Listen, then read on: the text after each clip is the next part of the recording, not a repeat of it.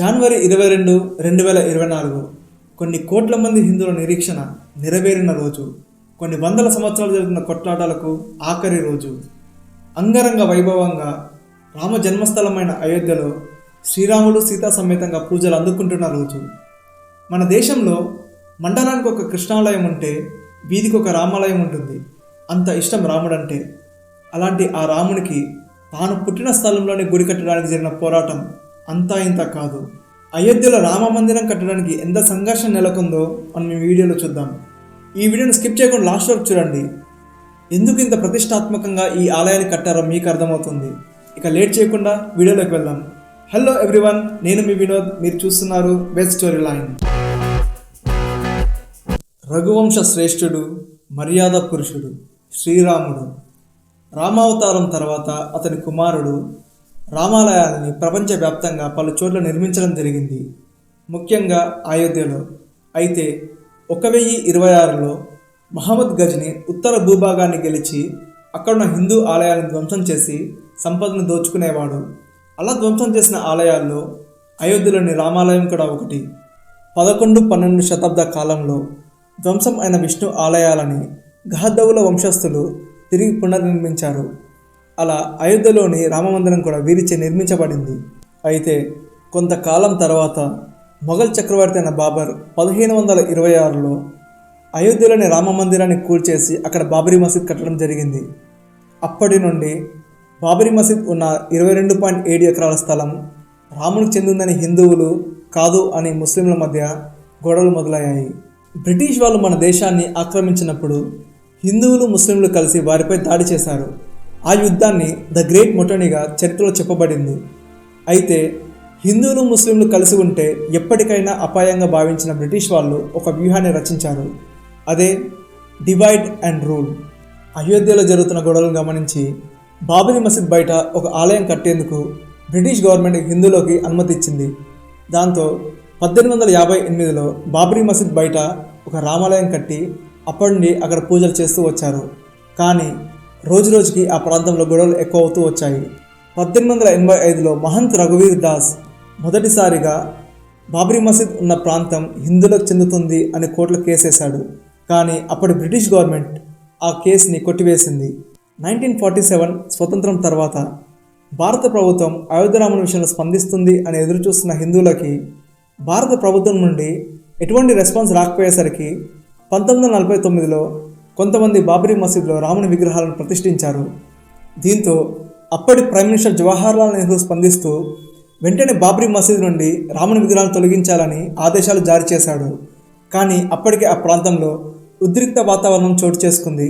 ఇప్పుడు కానీ అక్కడ విగ్రహాలు కదిపితే మత కలహాలు మొదలవుతాయని తెలిసి బాబరీ మసీద్ని సీజ్ చేసి అక్కడికి ఎవరు రాకూడదు అని అనుమతి జారీ చేశాడు. అప్పటి వరకు విడివిడిగా పోరాడుతున్న వాళ్ళందరూ కలిసి ఎప్పటికైనా రామ జన్మస్థలంలో రాముని ఆలయాన్ని కట్టాలని విశ్వ హిందూ పరిషత్ని స్థాపించారు. 1950లో హిందూ మహాసభ లాయర్ అయిన గోపాల్ సింగ్ బాబరీ మసీద్ గేట్స్ ఓపెన్ చేసి లోపల ఉన్న రామునికి పూజలు చేసేలా అనుమతిని కోరుతూ కోర్టులో కేసు వేశాడు.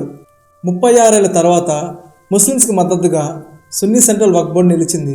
బాబరీ మసీదులో ఉన్న విగ్రహాలను తొలగించి ప్రార్థనలు చేసుకునేలా చేయాలని వక్ఫ్ బోర్డు కోర్టులో కేసు వేసింది.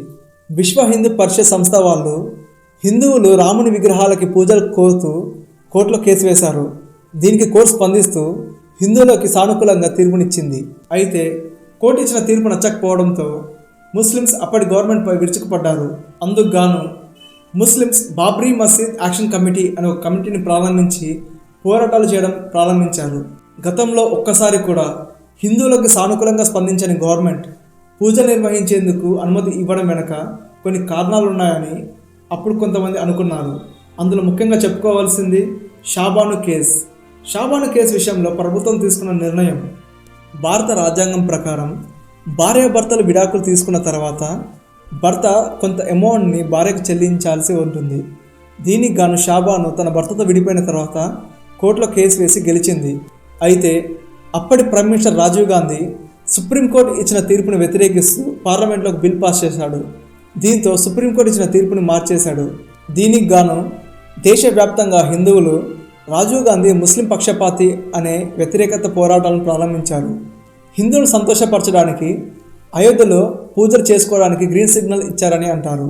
1990లో ఎల్కే అద్వానీ గారు సోమనాథ్ నుండి అయోధ్య వరకు రథయాత్రను ప్రారంభిస్తారు. హిందువుల ఐక్యతను పెంచుతూ సాగే యాత్ర చివరి రోజున ఎల్కే అద్వానీ గారిని పోలీసులు అరెస్ట్ చేస్తారు. దీంతో ఆగ్రహించిన ప్రజలు బాబ్రీ మసీద్పై ఎక్కి కాషాయ జెండాను ఎగురవేస్తారు. దీంతో అక్కడ ఉద్రిక్త వాతావరణం చోటు చేసుకుంటుంది. అయోధ్య కేసు విషయాన్ని ఫైజాబాద్ కోర్టు నుండి అలహాబాద్ కోర్టుకి ట్రాన్స్ఫర్ చేయడం జరుగుతుంది. అయితే 1992లో జరిగిన సంఘటన మాత్రం అక్కడి చరిత్రనే మార్చేసింది. డిసెంబర్ 6, 1992 దేశం నలుమూల నుండి దాదాపు 2 లక్షల మంది హిందువులు అయోధ్య చేరుకున్నారు. అక్కడున్న బాబ్రీ మసీద్ గేట్లను కూల్చేసి దోంపైకి ఎక్కి అక్కడ 3 దోమ్లను కూల్చేయడం జరిగింది. దీంతో దేశ నలుమూలల ఉద్రిక్త వాతావరణం చోటు చేసుకుంది. అప్పటి ఉత్తరప్రదేశ్ సీఎం అయిన కళ్యాణ్ సింగ్ తన పదవికి రాజీనామా చేయడంతో రాష్ట్రంలో రాష్ట్రపతి పాలన విధించబడింది. ఆ సమయంలో పివి నరసింహారావు దేశ ప్రధానమంత్రిగా బాధ్యతలు చేపట్టి ఉన్నారు. ఈ సంఘటన వల్ల దేశంలో హిందూ ముస్లిమ్స్ గొడవలు మొదలయ్యాయి. కొన్ని వేల మంది చనిపోవడం జరిగింది. 98-99 ప్రాంగణంలో బీజేపీ గవర్నమెంట్పై అయోధ్య విషయంలో నిర్ణయం తీసుకోవాలని ప్రెజర్ పెట్టడంతో అయోధ్య కేసుని స్టేట్ నుండి సెంట్రల్కి బదిలీ చేసి ఆ గుడి ప్రాంగణంలో ఆర్కియాలజీ సర్వే నిర్వహించడం జరిగింది. ఆర్కియాలజీ డిపార్ట్మెంట్ ఇచ్చిన సర్వే ప్రకారం బాబ్రీ మసీద్ కింద హిందూ ఆలయాల శిథిలాలు, స్తంభాలు ఉన్నాయని నిర్ధారణ చేసి డాక్యుమెంటెడ్ ప్రూఫ్ని గవర్నమెంట్కి అప్పగించడం జరిగింది. బాబ్రీ మసీద్ హిందూ దేవాలయంపై కట్టారనే విషయం దేశం మొత్తం తెలియడంతో హిందువులు అక్కడ రామాలయం కట్టాలని దృఢంగా నిలబడ్డారు.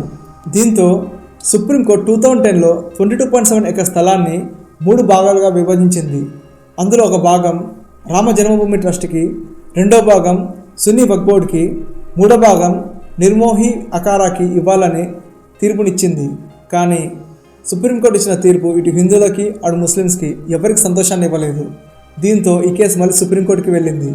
దాదాపు 7 సంవత్సరాల తర్వాత అయోధ్య రామ మందిరం విషయంలో సుప్రీంకోర్టు తన సంచలన తీర్పుని వెలువడించింది.